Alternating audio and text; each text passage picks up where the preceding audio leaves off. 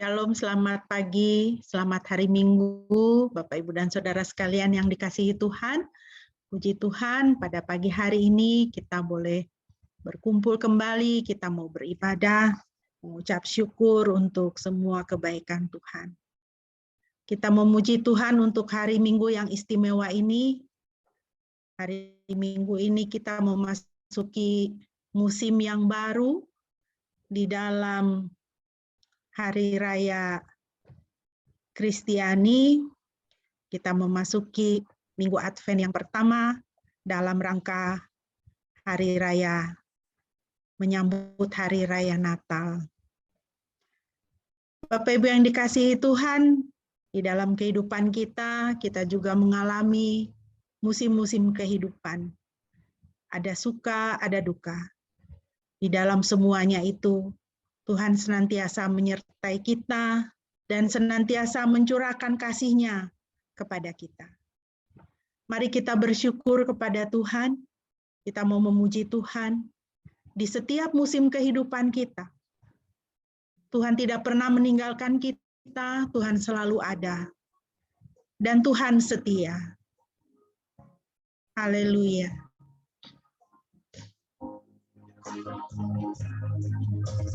Semusim berlalu, namun Kau selalu peliharaku.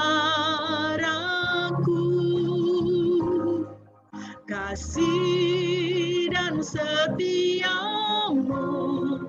tak pernah layu di hidupku.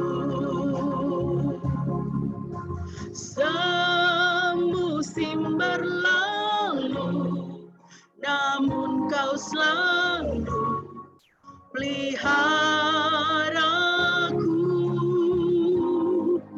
Kasih dan setiamu tak pernah layu di hidupku. Lebih luas dari samudra kebaikan-Mu Bapa takkan habis di hidupku. Lebih tinggi dari cakrawala, tak terbatas kasih-Mu. Sungguh ku bersyukur. Mari kita bersyukur kepada Tuhan. Kita datang kepada Tuhan dengan hati penuh pengucapan syukur, penuh sukacita. Karena pemeliharaan Tuhan sempurna dalam hidup kita. Kasih setia-Nya tidak pernah layu dalam hidup kita. Haleluya. Katakan terima kasih Tuhan. Terima kasih Tuhan. Semusim berlalu, namun Kau selalu peliharaku. Kasih dan setiamu tak pernah layu di hidupku. Lebih luas dari samudra. Kebaikan-Mu Bapa takkan habis di hidupku. Lebih tinggi dari cakrawala, tak terbatas kasih-Mu. Sungguh ku bersyukur. Lebih luas dari samudra. Kebaikan-Mu Bapa takkan habis di hidupku. Lebih tinggi dari cakrawala, tak terbatas kasih-Mu. Sungguh ku bersyukur. Amin. Bapak Ibu yang dikasihi Tuhan, mari kita mentadbiskan ibadah kita pada pagi hari. Kekasih-kekasih Tuhan, ibadah kita pada pagi hari ini hanya boleh jadi di dalam nama Tuhan Tritunggal yang kudus, Bapa, Putra, dan Roh Kudus. Kasih karunia-Nya menyertai kita sekalian. Haleluya.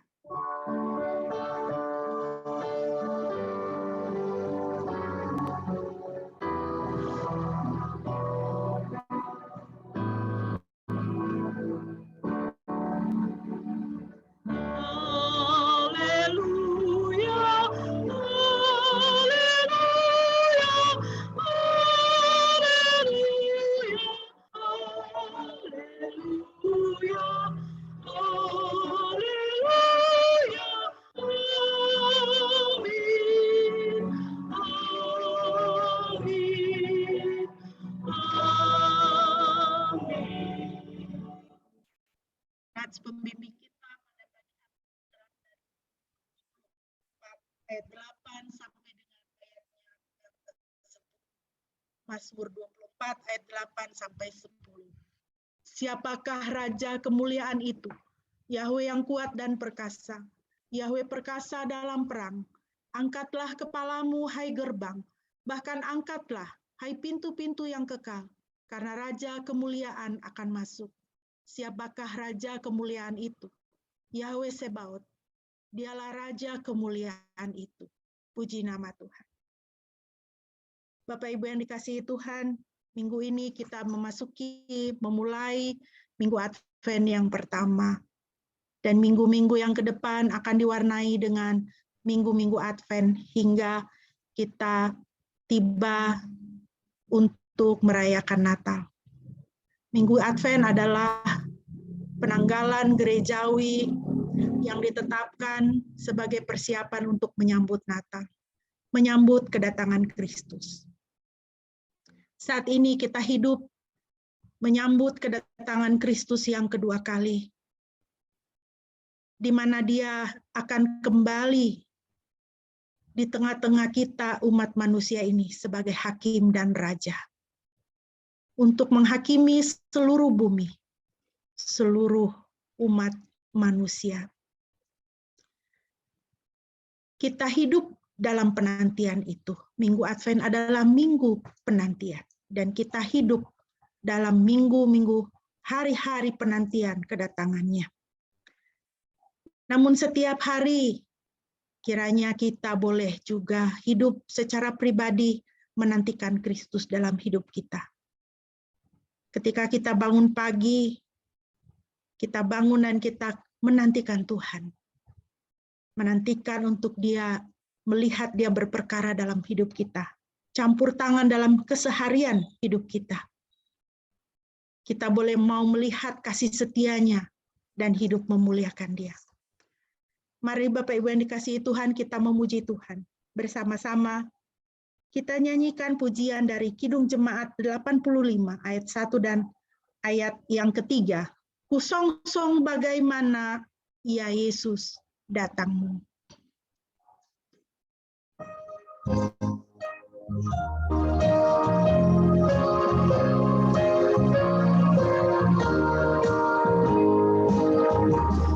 Kusongsong bagaimana ya Yesus datangmu.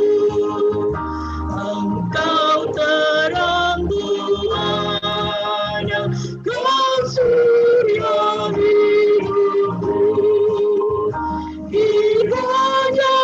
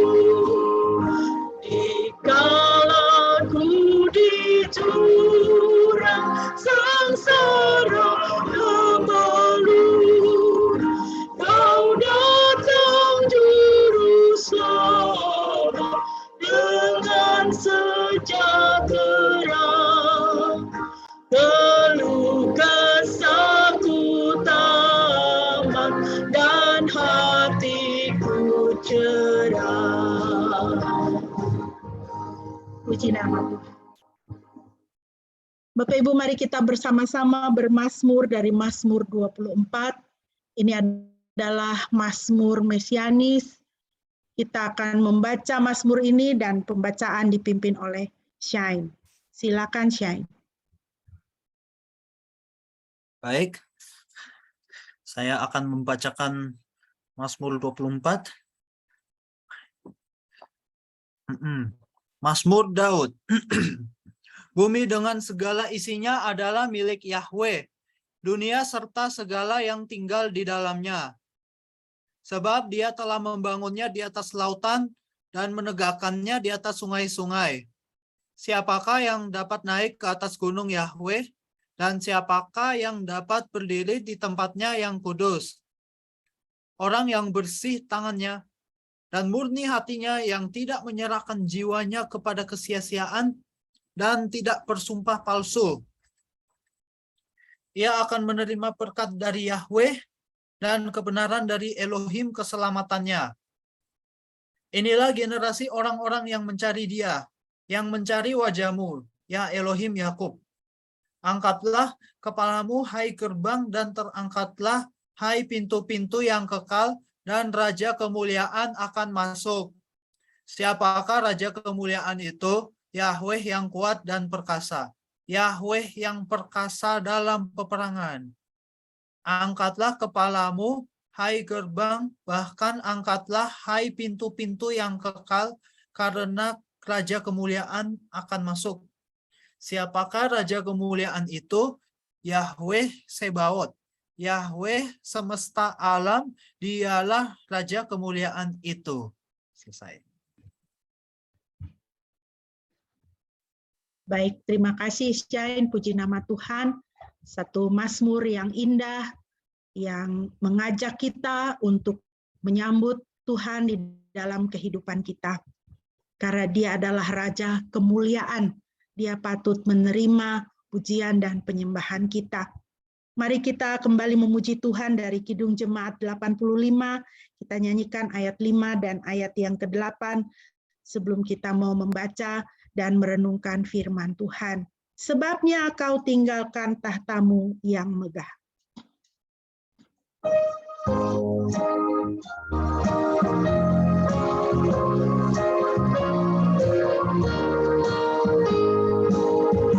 Sebabnya kau tinggalkan tahtamu yang megah, kasih-Mu terhadap dunia.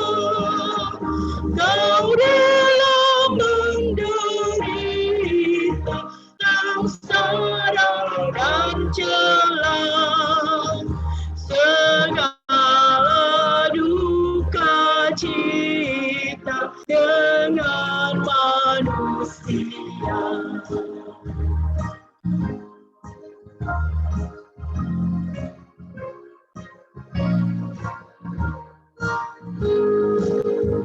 Kendati hutang dosa membuatku gentar, padanya kau sentosa, anugerahnya besar.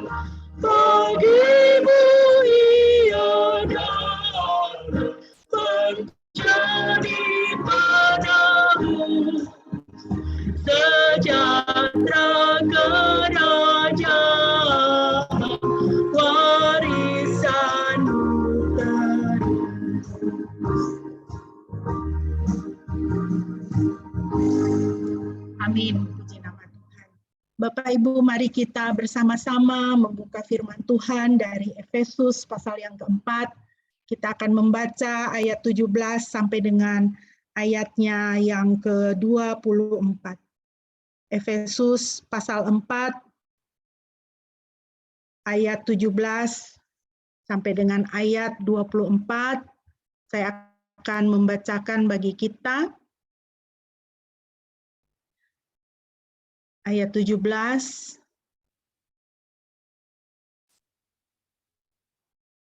Ya, demikianlah firman Tuhan.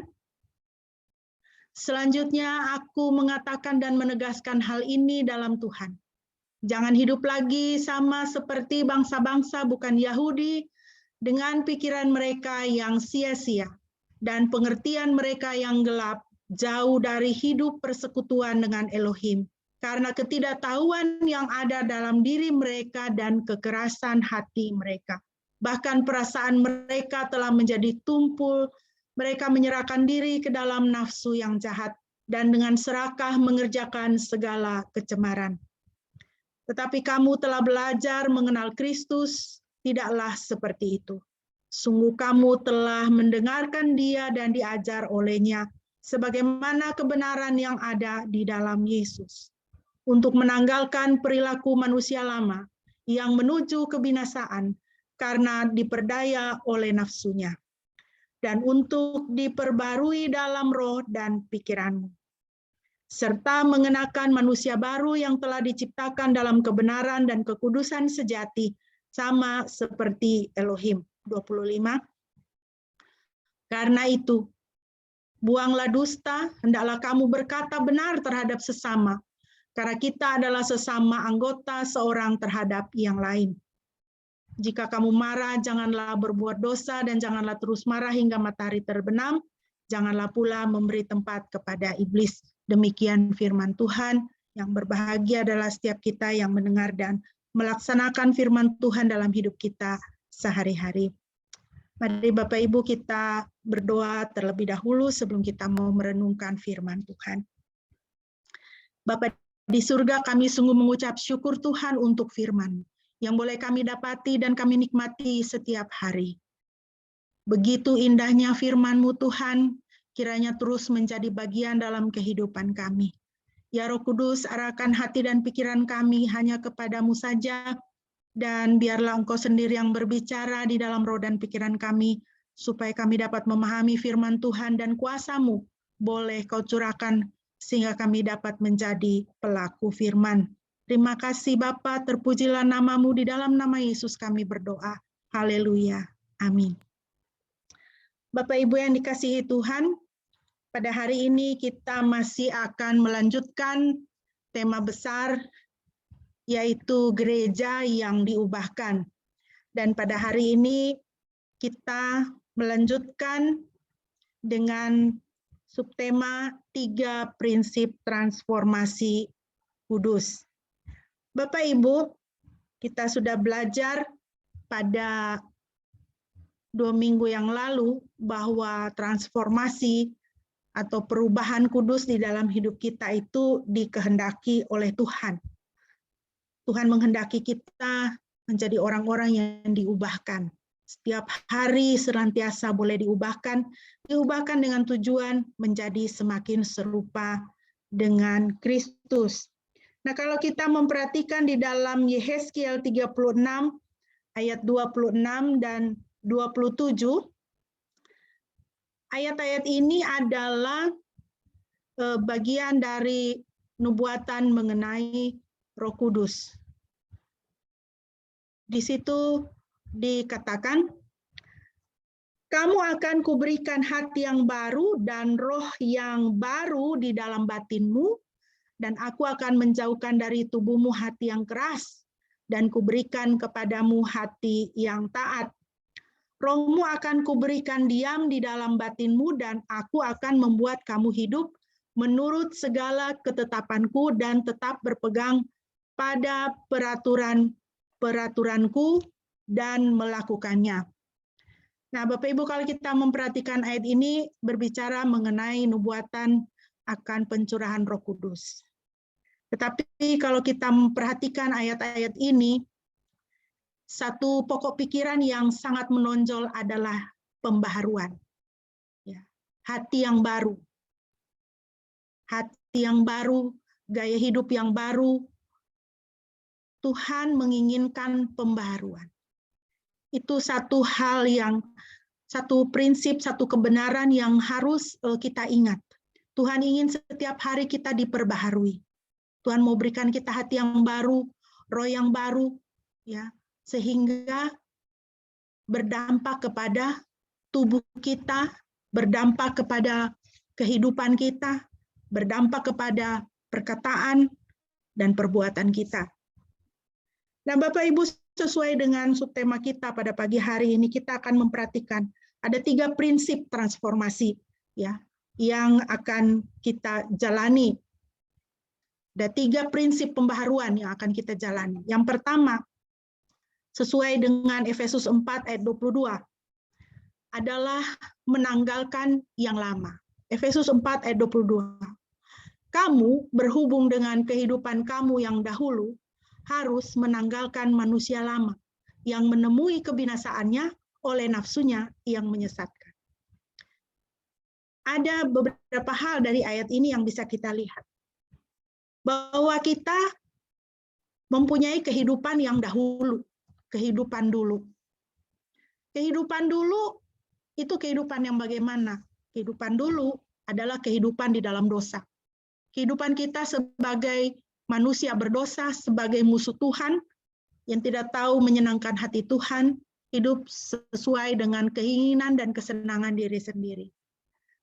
Tetapi berhubung kita sekarang, kehidupan kita yang sekarang, kita punya hidup kita yang sekarang.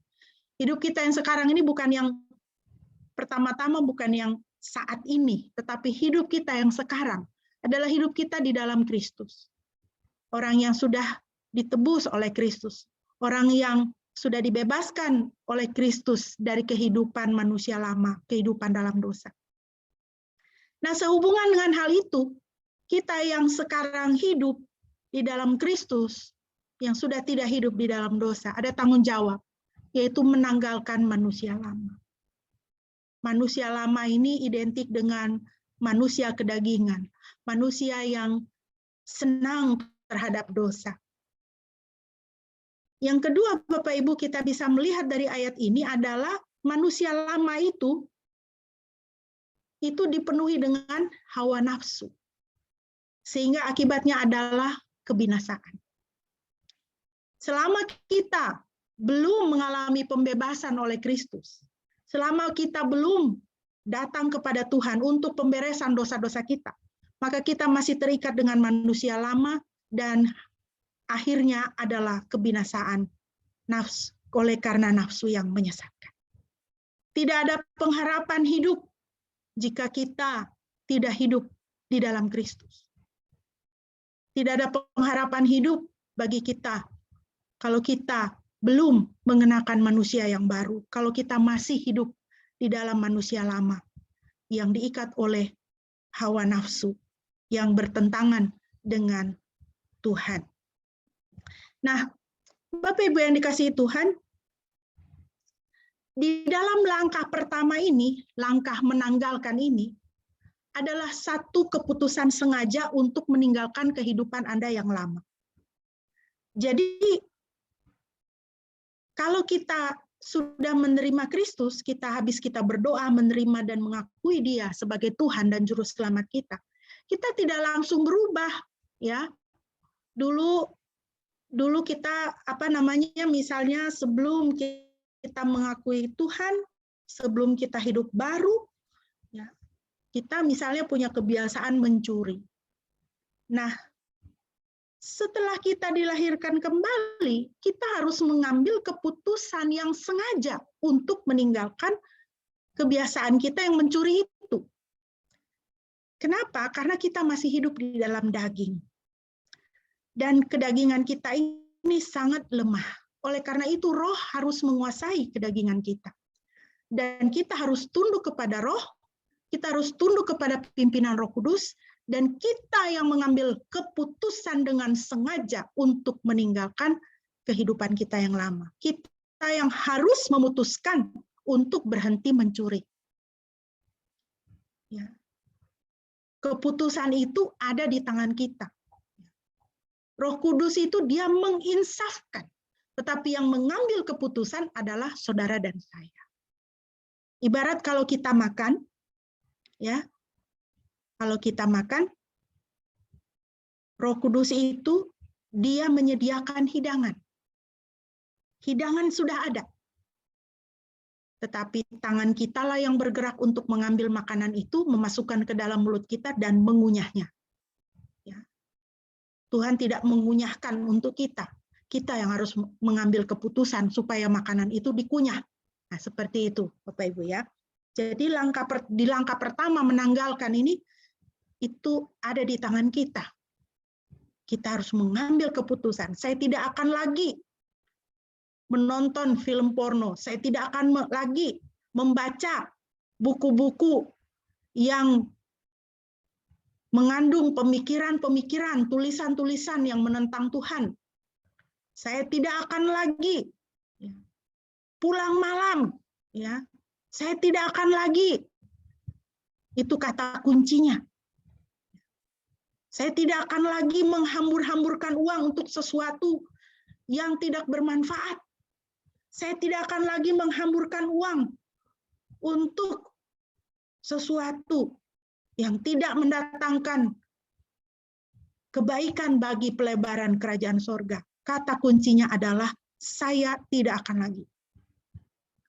Proses menanggalkan ini adalah keputusan untuk berhenti melayani keinginan dan nafsu saya sendiri dan berhenti melayani dosa.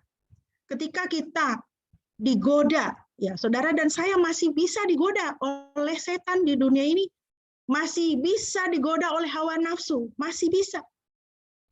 Selalu ingat, kita tinggal di dalam dunia yang sudah jatuh ke dalam dosa. Saudara dan saya masih akan bisa mengalami pencobaan.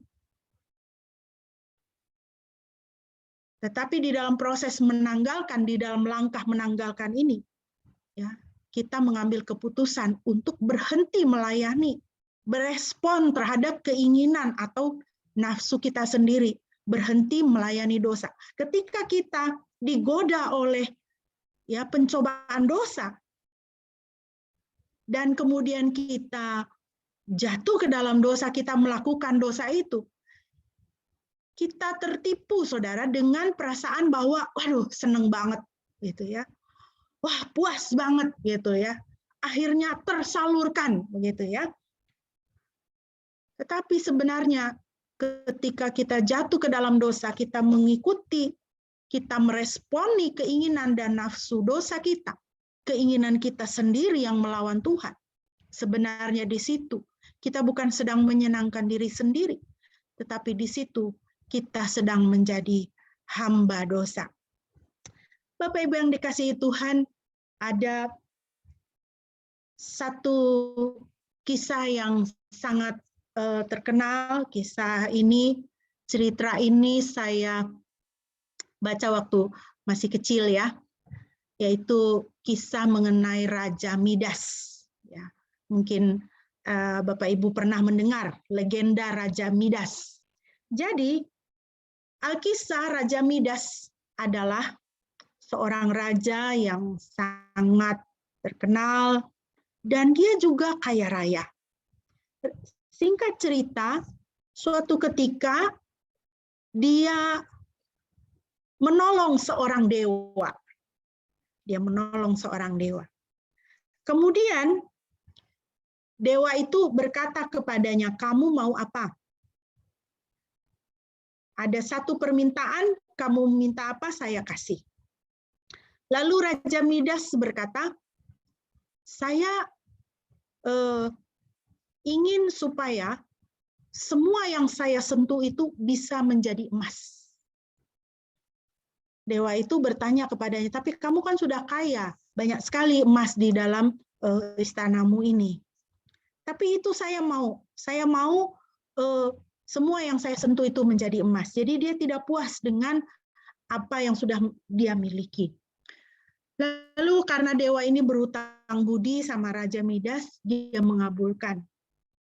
Maka seketika itu juga Raja Midas, apa yang dia sentuh berubah menjadi emas. Ketika dia menyentuh kursi, kursinya menjadi kursi emas.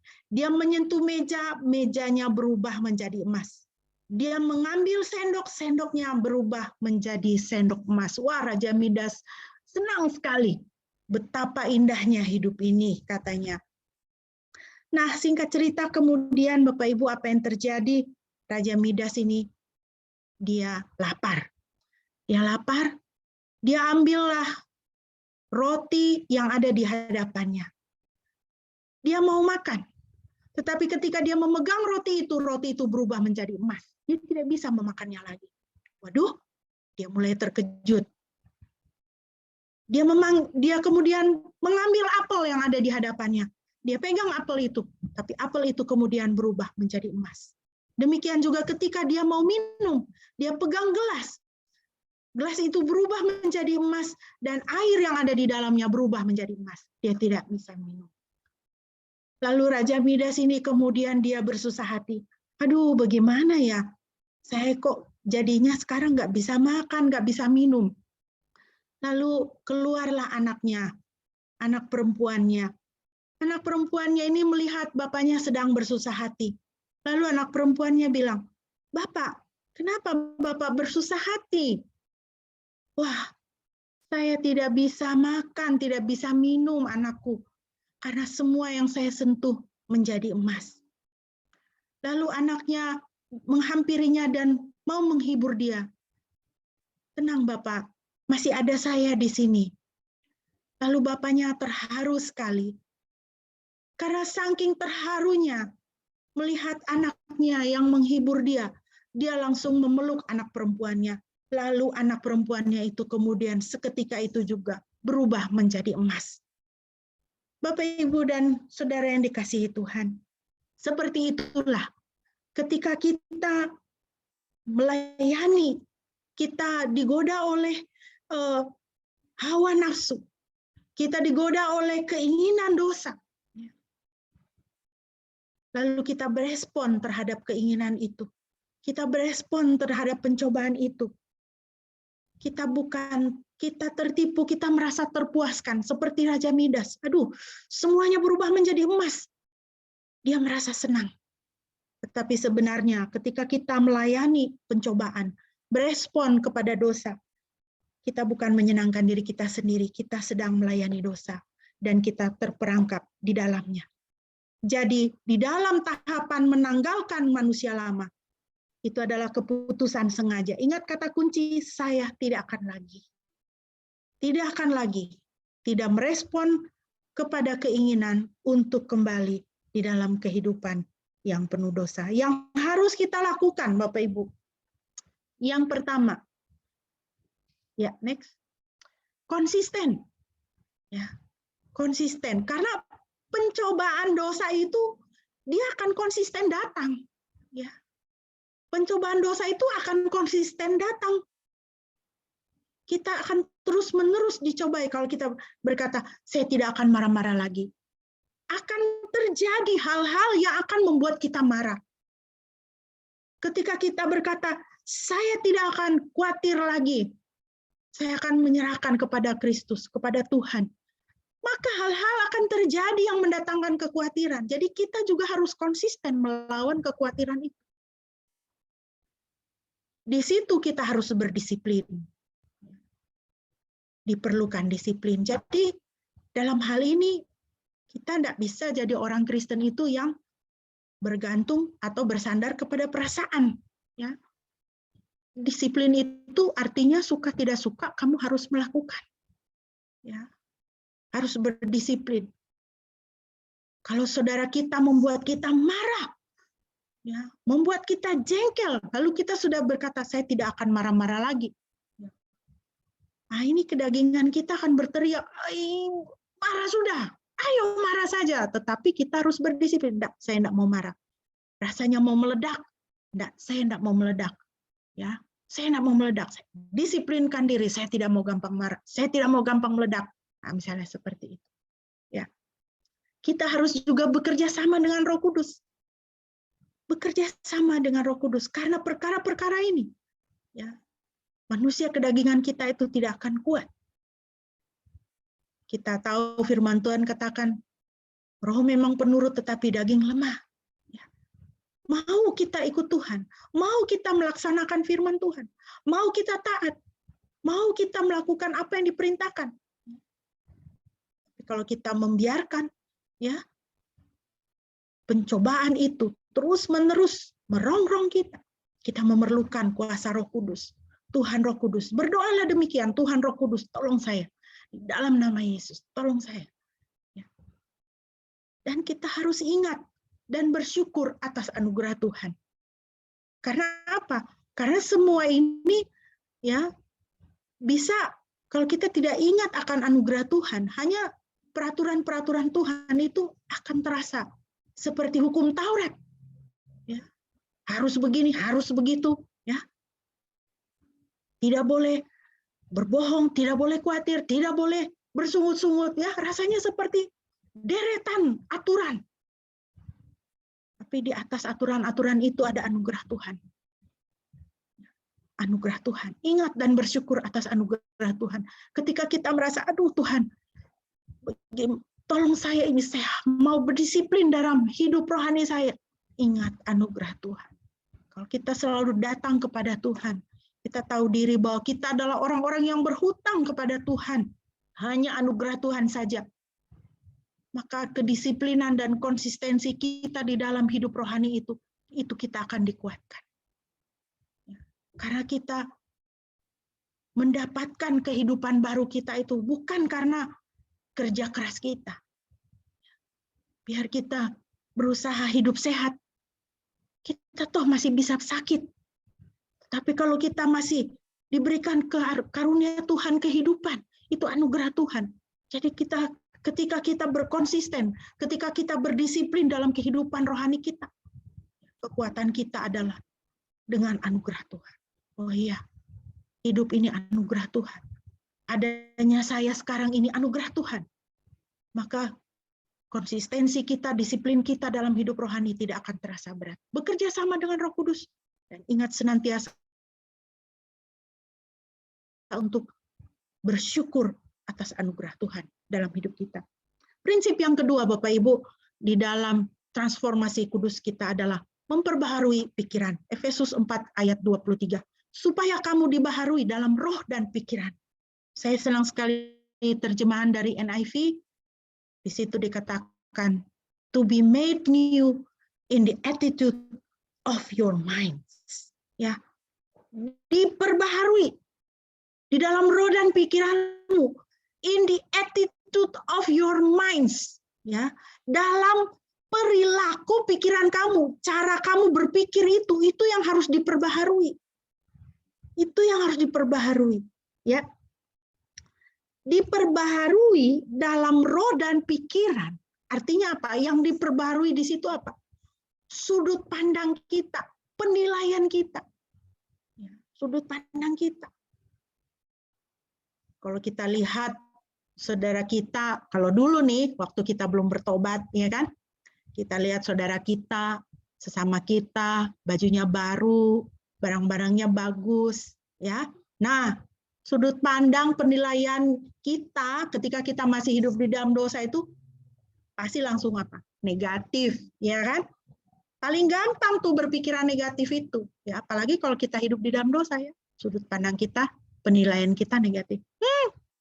Paling-paling itu hasil korupsi tuh suaminya. Makanya bisa beli tas yang juta-juta. Paling-paling hasil korupsi, hasil mencuri, begitu.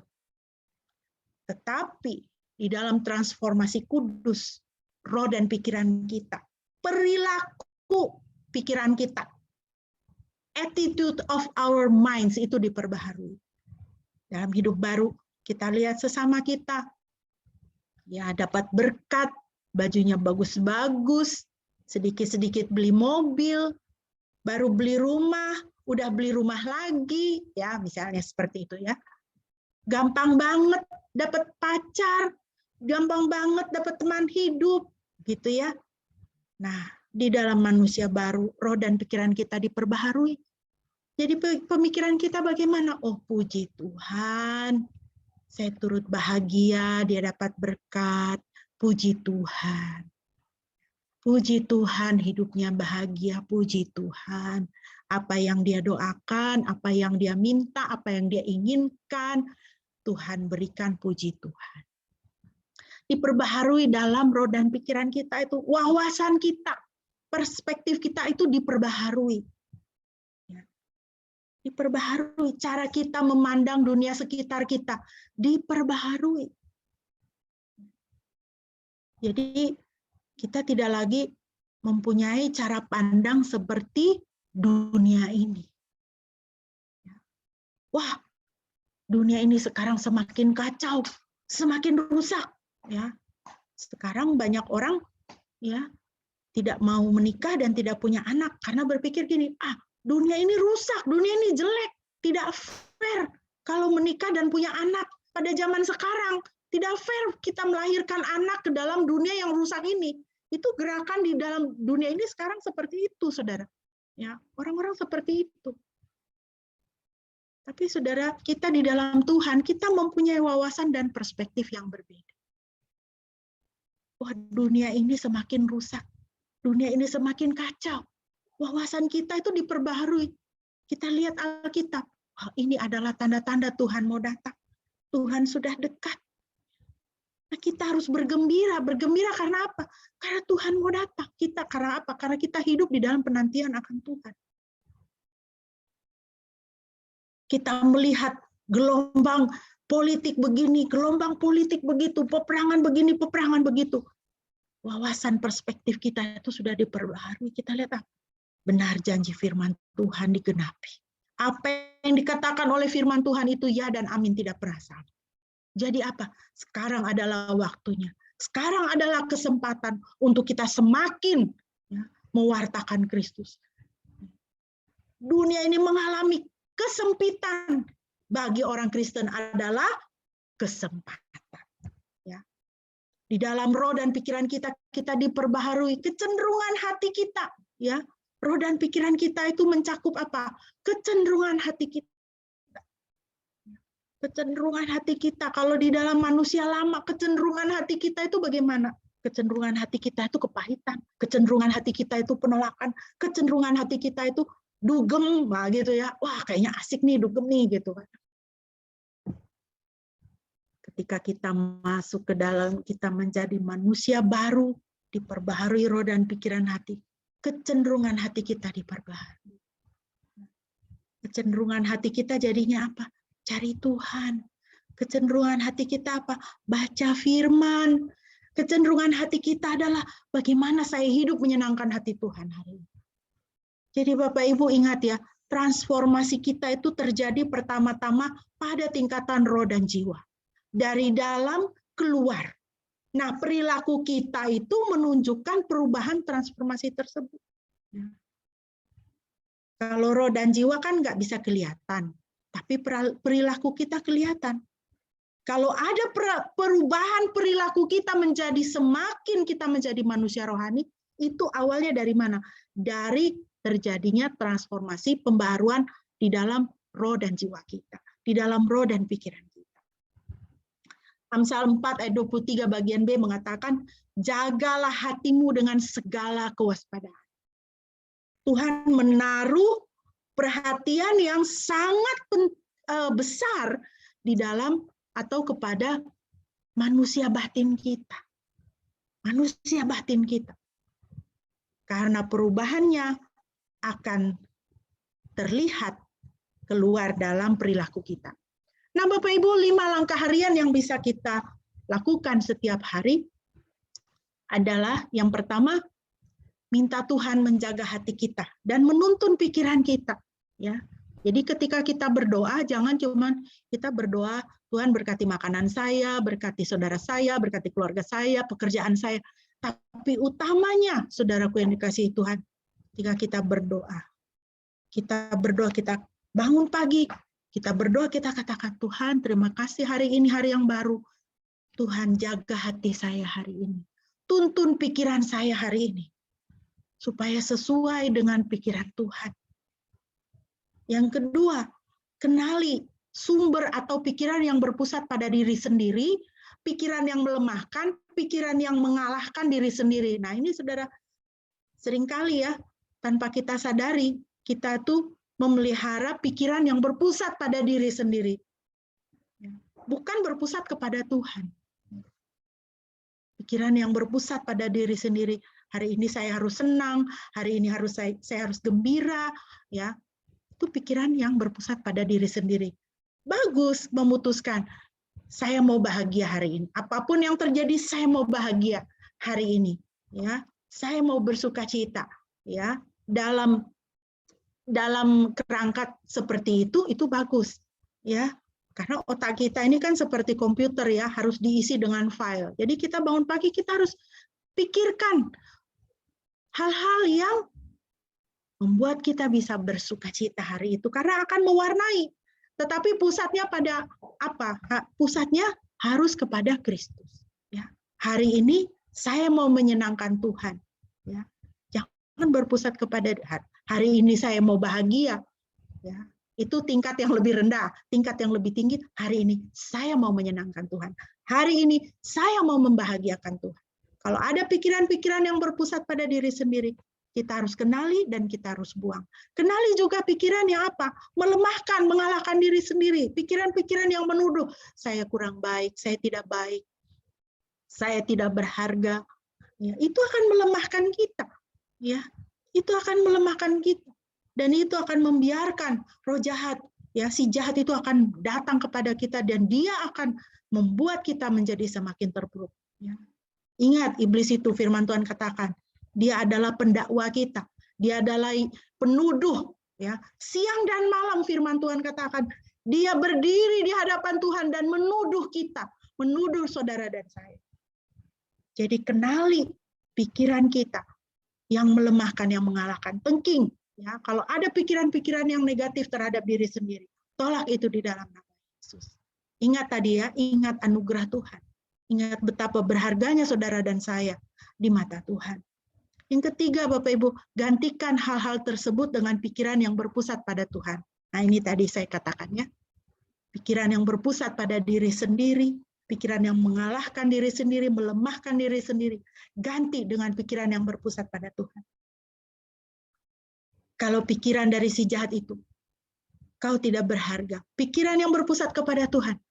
Firman Tuhan katakan, saya berharga, saya berharga. Tuhan mengukir nama saya di tangan Tuhan. Saya spesial. Tuhan mengukir nama saya di tangan Tuhan. Itu firman Tuhan katakan. Nah, kata kuncinya di sini adalah WWJD. Ya, apa itu WWJD? What would Jesus do? Ketika kita rasa buntu, ya, pikirkan ini.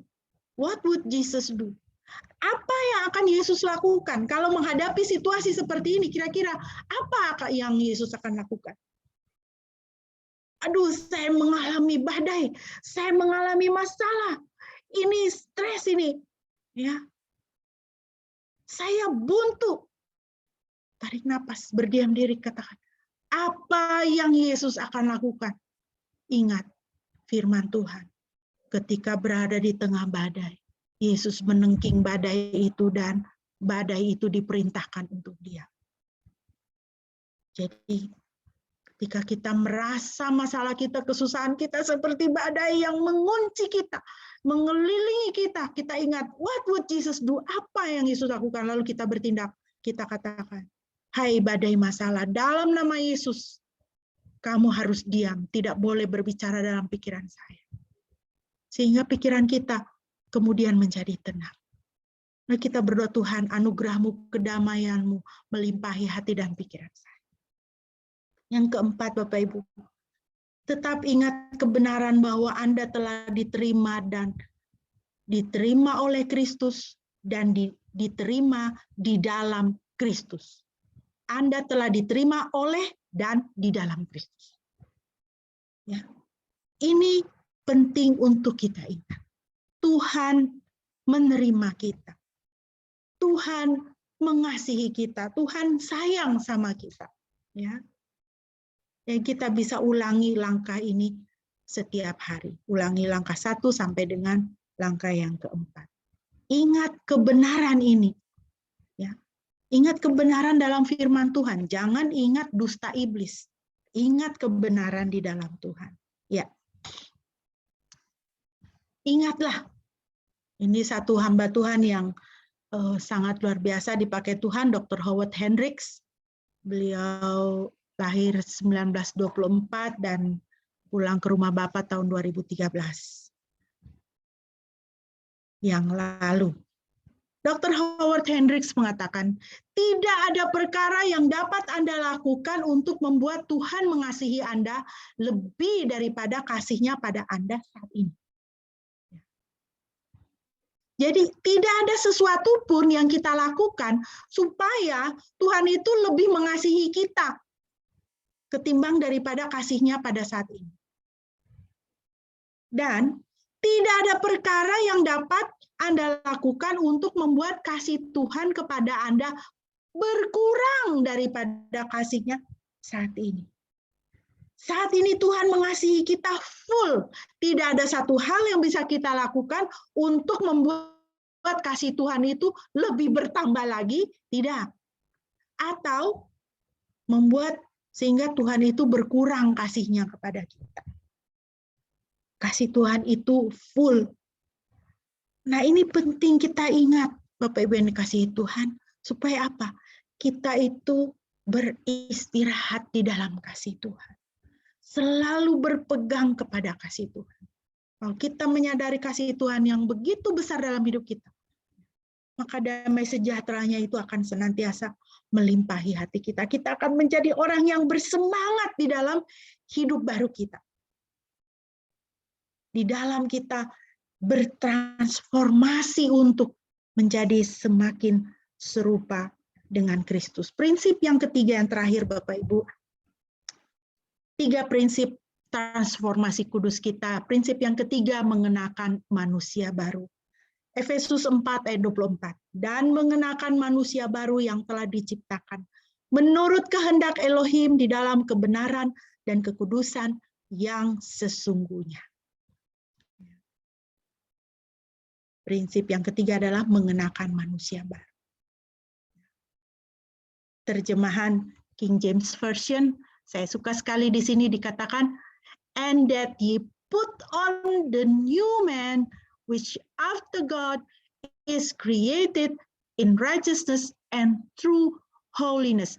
Perhatikan, saya memberi penekanan di situ, ye put on the new man. Kamu put on, mengenakan the new man, manusia baru. Jadi tadi yang pertama adalah menanggalkan manusia lama, kemudian yang kedua, pembaharuan cara berpikir kita, pembaharuan roh dan pikiran kita. Kemudian yang ketiga adalah kamu mengenakan manusia yang baru. Jadi kita di situ harus mengenakan. Jadi ada tindakan yang kita lakukan. Manusia baru itu, after God is created, diciptakan oleh Tuhan di dalam kekudusan dan kesucian. Di dalam kebenaran dan kesucian. Tuhan ciptakan ya, manusia baru itu kudus dan suci. Kita harus kenakan, kita yang mengenakannya. Kita yang harus memilih untuk mengenakannya. Sekali lagi seperti di langkah pertama, itu adalah keputusan yang sengaja. Saya harus memutuskan untuk mengambil dan mengenakannya. Untuk melakukan hidup di dalam kebenaran dan kesucian. Ya. Nah, panduannya bagaimana, Bapak Ibu? Panduannya itu ada 4. Yang pertama tujuan, tulis tujuan, ya. Rencana yang kedua, kemudian ada jadwal, yang keempat ada disiplin. Tujuan kita sudah tetapkan dari pertama untuk transformasi kita, ya. Seperti 2 minggu yang lalu itu, tujuan kita adalah yang ku kehendaki adalah agar aku mengenal Kristus dan menjadi serupa dengan Dia. Dan seterusnya. Kita ingat ayat itu ya dari 2 minggu yang lalu. Jadi tujuan kita, tujuan transformasi kita menjadi serupa dengan Kristus. Bukan menjadi semakin kaya. Bukan menjadi semakin baik, bukan menjadi semakin terhormat, bukan mendapatkan teman hidup yang cakep, teman hidup yang tajir. Ya, itu bukan tujuan Kristen. Tujuan Kristen adalah menjadi serupa Kristus. Ya. Tetapkan tujuan. Nah, untuk mencapai tujuan itu harus ada rencana. Rencananya apa? Membaca Alkitab setiap hari. Membuang bacaan sampah. Ya. Rencana. Lalu rencananya apa? Berdoa secara teratur. Stop gabut. Ya, gabut tuh bahasa anak kekinian gitu ya. Gabut tuh artinya bengong gitu, nggak tahu mau ngapain gitu ya. Nggak ada kerjaan, ngelamun gitu ya. Stop gabut. Ya. Waktu-waktu yang dipakai buat gabut dipakai untuk berdoa. Nah, itu rencana. Jadi harus ada perencanaan. Nggak bisa kita mau jadi, wah saya mau menjadi serupa dengan Kristus, tapi nggak ada rencana. Nggak ada, mau bikin apa nggak tahu gitu ya. Ya terserah Roh Kudus aja, mengalir aja, ngeflow aja. Tidak bisa. Karena ingat tadi ayat kita mengatakan, ye put on the new man. Kamu mengenakan manusia yang baru itu. Kamu yang harus membaca Alkitab setiap hari. Kamu yang harus berdoa secara teratur. Dalam perencanaan kita, apa? Menghitung sampai 100 sebelum bergosip. Rasanya pengen bergosip gitu ya. Mulut nih udah gatel gitu misalnya. Mau bergosip.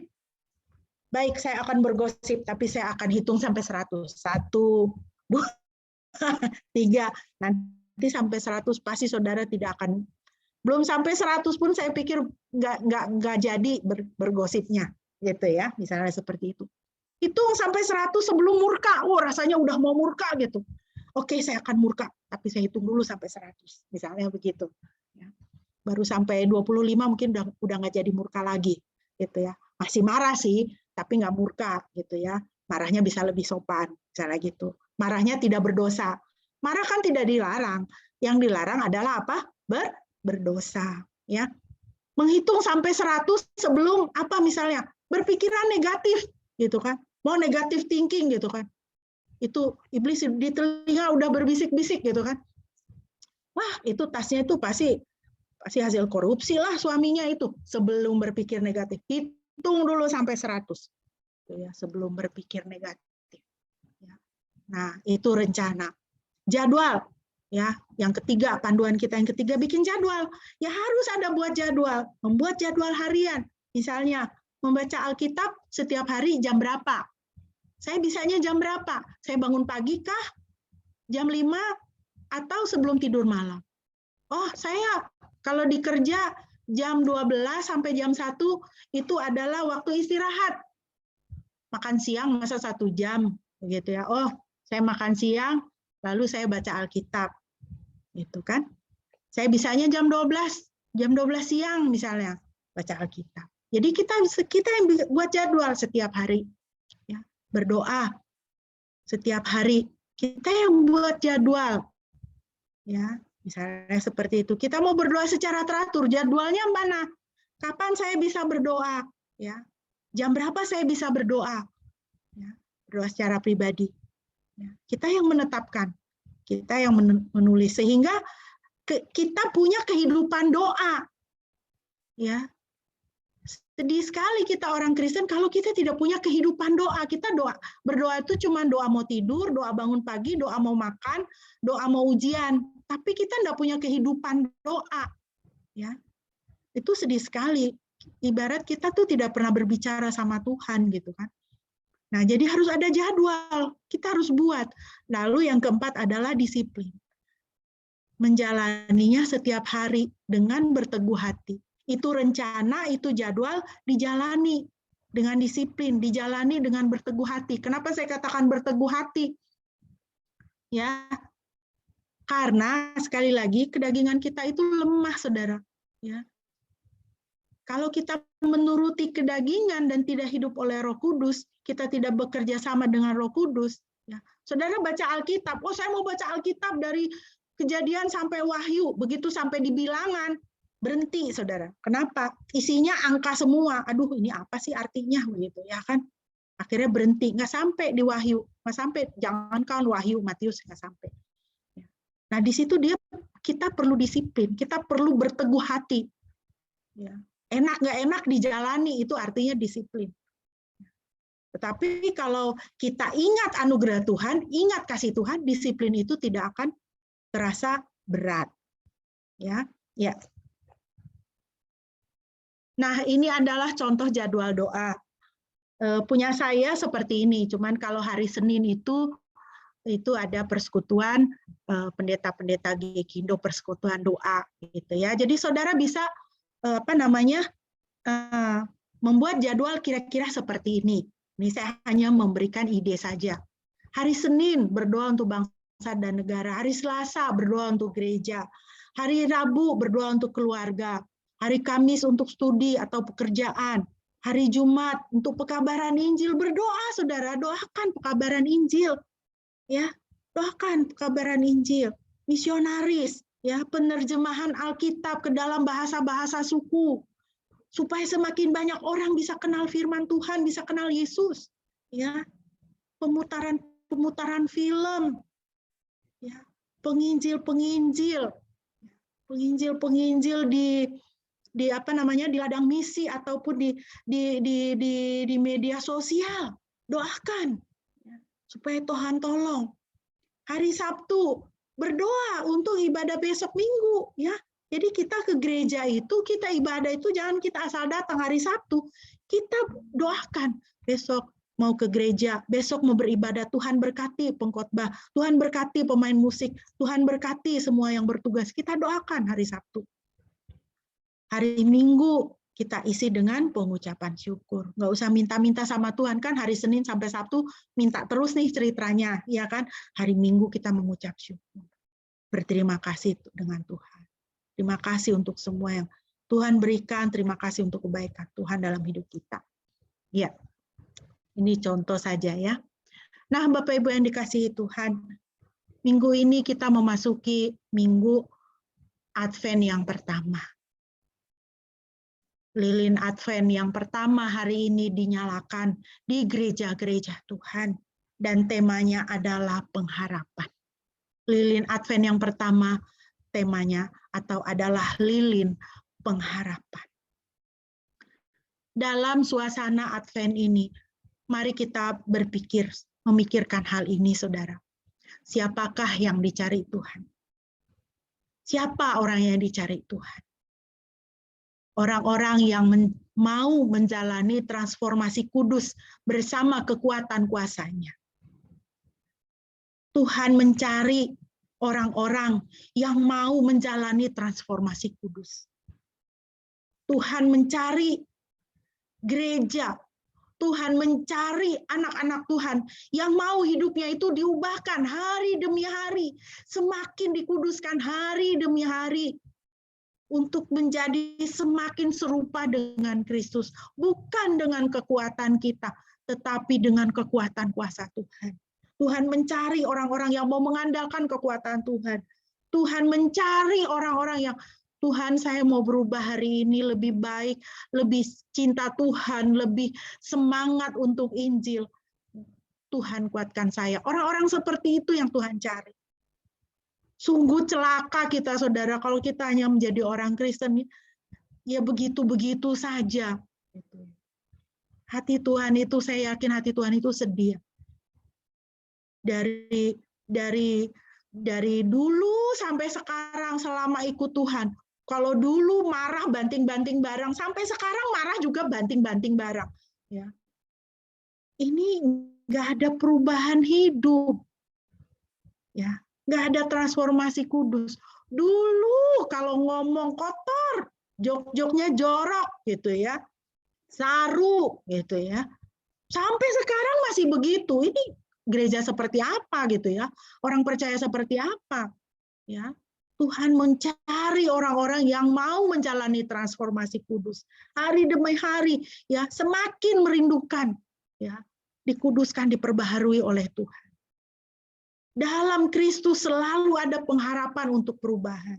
Saudara, mungkin hidupmu sekarang sedang terpuruk. Engkau nggak tahu bagaimana caranya. Masalahmu begitu banyak, ya, begitu rumit. Ya.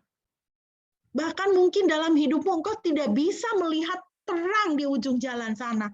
Adakah pengharapan untuk saya? Adakah perubahan untuk situasi saya? Saudara, kalau engkau berjalan dalam Kristus, selalu ada pengharapan untuk perubahan. Ada kekuatan untuk perubahan. Engkau bisa berubah, hidupmu bisa diubahkan. Tuhan mencari orang-orang yang mau menyerahkan hatinya, hidupnya untuk diubah oleh Tuhan dan menjalani proses perubahan yang Tuhan lakukan dalam hidupnya. Yang kedua, saudara, kalau kita ingat selama 2 minggu kemarin, Bapak Pendeta menyampaikan firman Tuhan mengenai keadaan akhir zaman. Ya, kita sekarang hidup di akhir zaman. Segala sesuatu yang terjadi di dunia ini, itu sudah dikatakan oleh firman Tuhan dan sedang digenapi. Kita melihat gonjang-ganjing di sini, di sana-sini. Bahkan sudah diramalkan tahun depan keadaannya pun tidak akan semakin baik. Akan ada resesi dan sebagainya. Perang yang terjadi sekarang kita tidak tahu apakah tahun depan akan berhenti atau masih berlangsung. Sekarang pandemi COVID sedang menurun.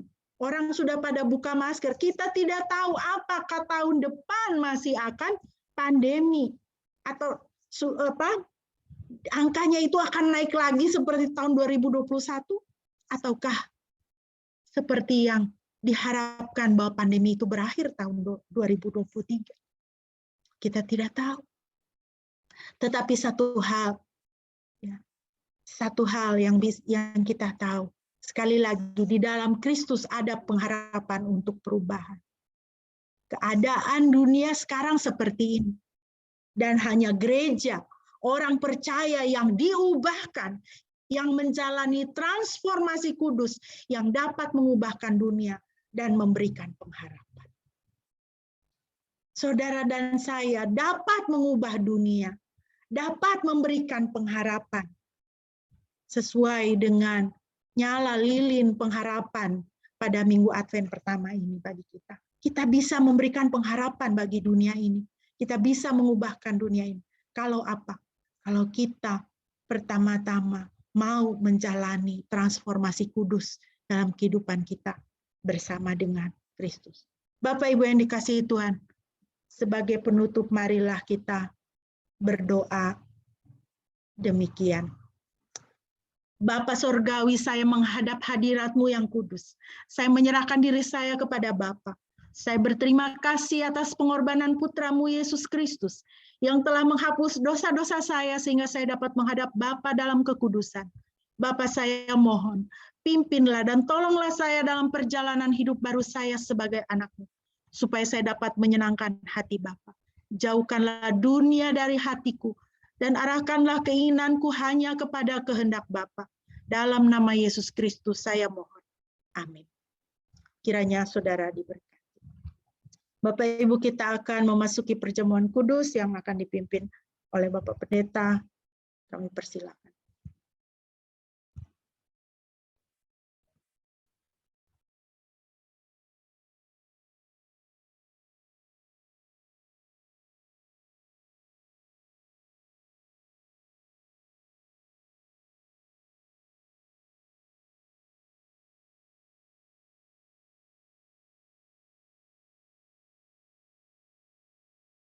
Ya, bagi Anda yang sudah menyiapkan roti dan anggur, bisa mengikuti perjamuan kudus pada pagi ini.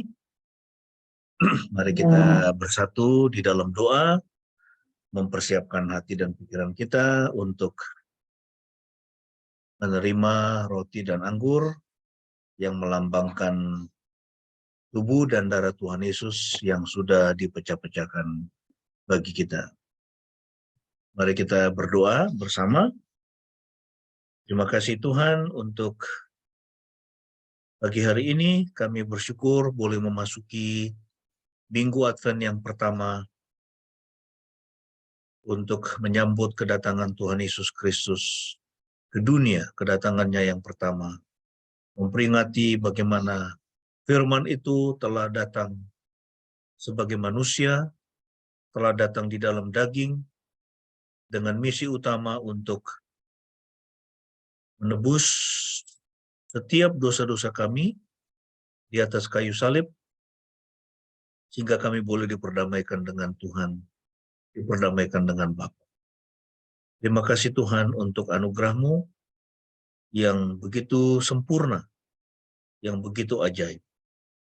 Dan kami diingatkan hari ini supaya kami terus-menerus mentransformasi kehidupan kami menjadi semakin serupa dengan Kristus.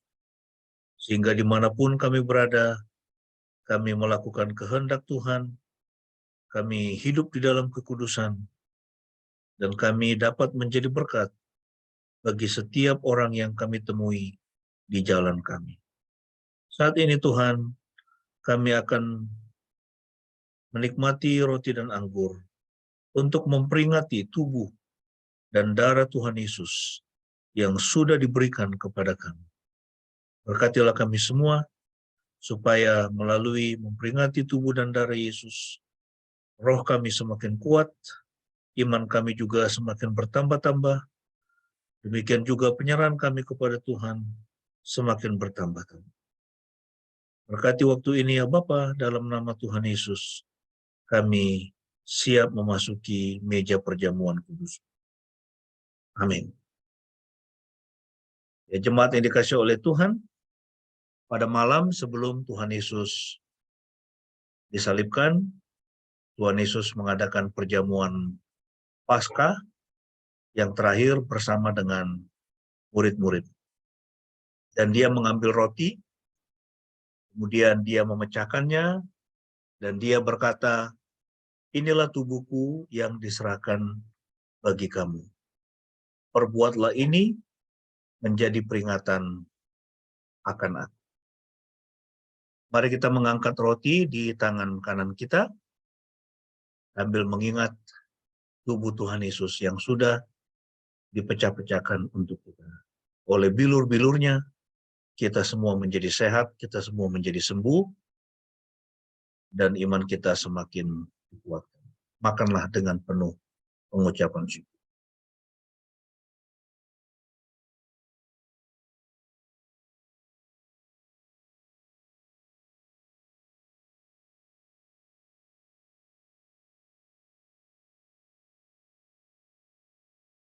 Kemudian Yesus juga mengambil cawan yang berisi anggur, dan dia berkata, inilah darahku, darah perjanjian yang diserahkan bagi kamu untuk penebusan dosa. Perbuatlah ini setiap kali kamu meminumnya, menjadi peringatan akan aku. Mari kita mengangkat anggur di tangan kanan kita, sambil mengingat darah Tuhan Yesus yang sudah ditumpahkan di Bukit Golgota untuk penebusan dosa kita. Minumlah dengan penuh pengucapan syukur.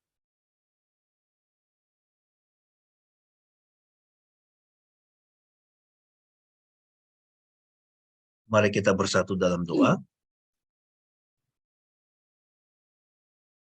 Ya Tuhan, kami bersyukur kami boleh memasuki meja perjamuan kudus-Mu, mengingat segala kebaikan, segala cinta kasih, anugerah yang Engkau sudah berikan kepada kami. Dan kami mengaminkan yang dikatakan Profesor Howard Hendricks, bahwa tidak ada satupun yang bisa kami lakukan untuk menambahkan kasih-Mu. Karena kasih-Mu sudah sempurna. Engkau sudah memberikan segala-galanya. Tidak ada yang tidak Engkau berikan. Karena Engkau sudah memberikan diri-Mu sendiri kepada kami. Siapakah kami ini yang hanya debu, tapi berharga di hadapan Tuhan. Sehingga seharusnya kami bersyukur atas hidup kami, bersyukur atas siapa diri kami. bersyukur atas semua yang ada pada kami. Oleh karena di dalam Engkau Tuhan, semua yang kami terima bahkan keberadaan kami sempurna adanya. Terima kasih Tuhan, biarlah hidup kami boleh Engkau pakai untuk melayani Engkau, melayani sesama kami, menjadi berkat bagi orang lain. Ya Tuhan, saat ini kami mau berdoa untuk peringatan menyambut Tuhan Yesus, di mana seluruh dunia sekarang sudah menyambut, sudah memperingati hari Advent yang pertama menjelang Natal. Biarlah Tuhan, Engkau mengaruniakan dunia ini dengan keamanan, kedamaian. Dan biarlah Tuhan, di masa-masa menyambut dan memperingati kelahiran Yesus, ada banyak jiwa-jiwa baru yang Tuhan terus panggil dan Tuhan bawa masuk ke dalam perhimpunan orang-orang kudus.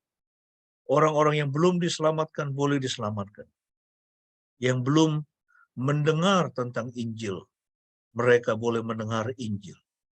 Dan pakailah kami ya Tuhan, supaya di masa Advent ini Tuhan, kami juga ingat untuk men-sharingkan Injil, membagikan Injil kepada orang-orang yang kami temui di jalan kehidupan kami.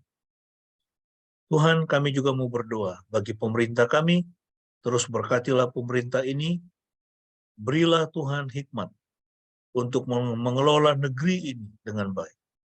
Khususnya kami mendengar saat ini, ada begitu banyak pabrik-pabrik yang tutup, bahkan mem-PHK karyawan, dan pengangguran semakin bertambah. Ya Tuhan, kami sungguh berdoa supaya Tuhan memberi hikmat kepada pemerintah, supaya mereka dapat mengelola masalah ini Tuhan, problem ini dengan bijaksana, memberikan bantuan-bantuan yang tepat, sehingga yang bekerja, yang mereka kehilangan pekerjaan, mereka dapat bekerja kembali. Dan kami berdoa Tuhan, Engkau sendiri yang menolong bangsa ini, supaya kami pun dapat keluar dari krisis yang saat ini sedang melanda seluruh dunia. Kami berdoa Tuhan untuk gereja Tuhan di seluruh Indonesia, supaya gerejamu juga menjadi alat Tuhan, menyampaikan suara kenabian, dan juga menyampaikan berkat Tuhan untuk rakyat Indonesia. Kami mau berdoa Tuhan, saat ini kami teringat dengan mereka yang sedang ditimpa bencana, gempa bumi yang cukup dahsyat di Cianjur. Dan saat ini ada ribuan orang masih tinggal di tenda-tenda pengungsian, kehilangan harta bendanya dalam sekejap, mereka kehilangan segala sesuatu. Ya Tuhan, kami berdoa supaya Tuhan buka jalan berkat-Mu, sehingga tidak hanya pemerintah, juga ada donor-donor, orang-orang yang tergerak hatinya untuk menyalurkan bantuan menolong mereka yang sedang ditimpa musibah ini. Dan kami berdoa supaya pemerintah juga dapat segera memulihkan keadaan di sana. Saat ini kami kembali mau menyerahkan setiap anggota keluarga kami ke dalam tangan-Mu. Orang tua kami dalam masa tua mereka, kiranya Tuhan terus memberikan semangat, sukacita, dan juga mengingatkan mereka bahkan sampai masa tua Tuhan Yesus, Engkau tetap menggendong mereka, dan mereka tetap dapat menjadi berkat dan melayani Tuhan, bahkan pada masa tua mereka. Kami menyerahkan setiap pekerjaan kami Tuhan.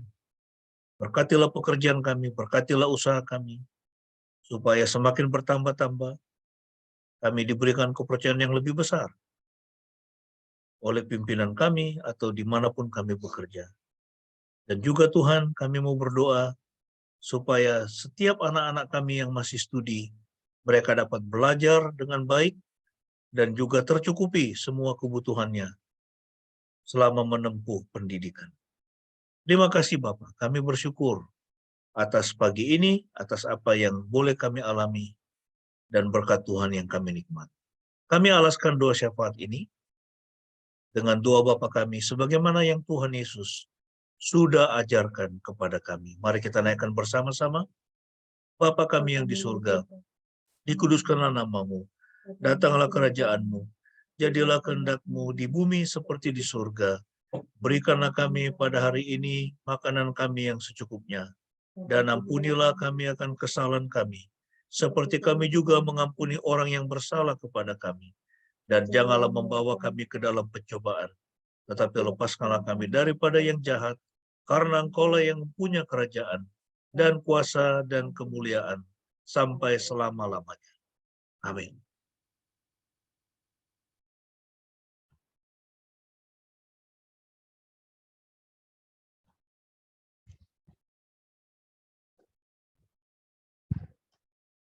Bapak Ibu yang dikasihi Tuhan, mari kita bersama-sama mengucapkan pengakuan iman kita di hadapan Tuhan dan sesama. Sekiranya Bapak Ibu memungkinkan untuk berdiri, saya undang untuk bangkit berdiri. Aku percaya kepada Yahweh Bapa yang Maha Kuasa, Khalik langit dan bumi, dan kepada Yesus Kristus, anaknya yang tunggal Tuhan kita, yang dikandung dari Roh Kudus, lahir dari anak darah Maria, yang menderita sengsara di bawah pemerintahan Pontius Pilatus, disalibkan, mati, dan dikuburkan, turun ke dalam kerajaan maut.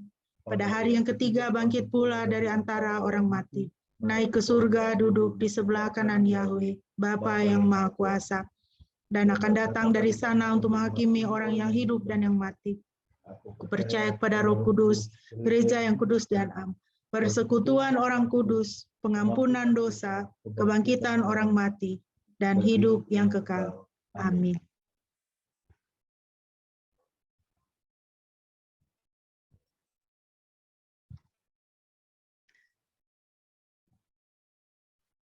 Bapak Ibu, kita akan mengakhiri ibadah kita pada pagi hari ini dalam semangat pengharapan pada minggu ini. Mari kita memasuki minggu yang baru dengan memberikan pengharapan kepada sesama kita, kepada lingkungan sekitar kita. Marilah kita menjadi orang-orang yang menyebarkan terang dunia. Di mana ada kegelapan, kita menjadi terang. Di mana ada masalah, kita menjadi solusi. Di mana ada jiwa yang terhilang, kita menjadi orang-orang yang membawa jiwa kepada Tuhan. Kita nyanyikan pujian ini dari Kidung Jemaat 338 ayat 1 dan seterusnya, dan kita akan menerima berkat Tuhan. Marilah, hai saudara, menyebarkan terang dunia.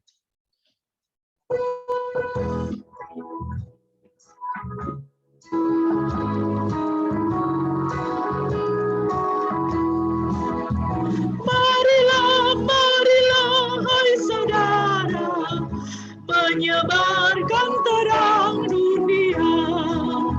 Marilah, marilah, hai saudara, menyebarkan terang dunia. Banyak orang kemalangan menderita, diliputi kegelapan kemarahan.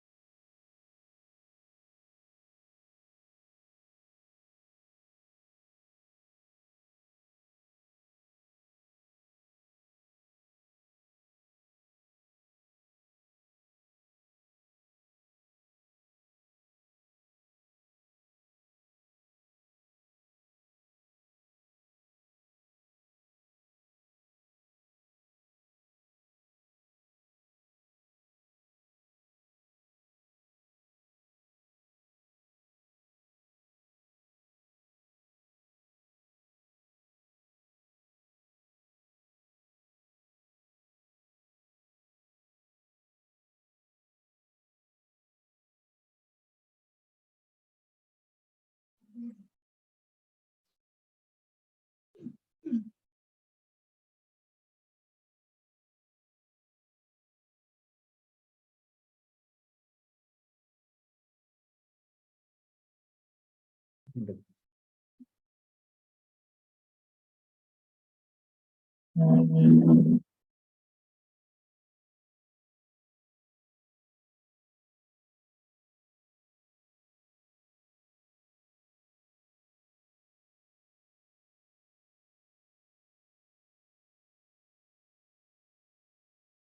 Ibu yang dikasihi Tuhan, terimalah berkat Tuhan.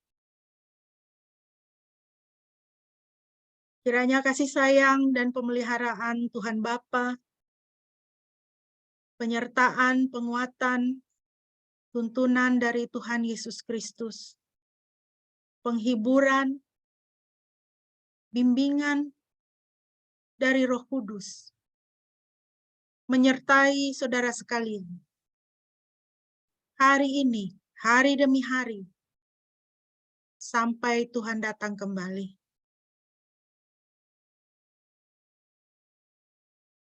Amin.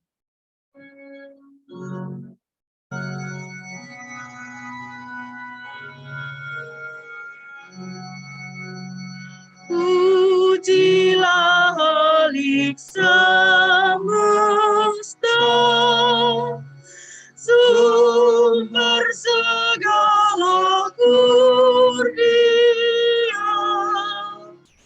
surga dan bumi puji terus, Sang Bapa, Putra, Roh Kudus. Amin. Mari kita bersaat teduh.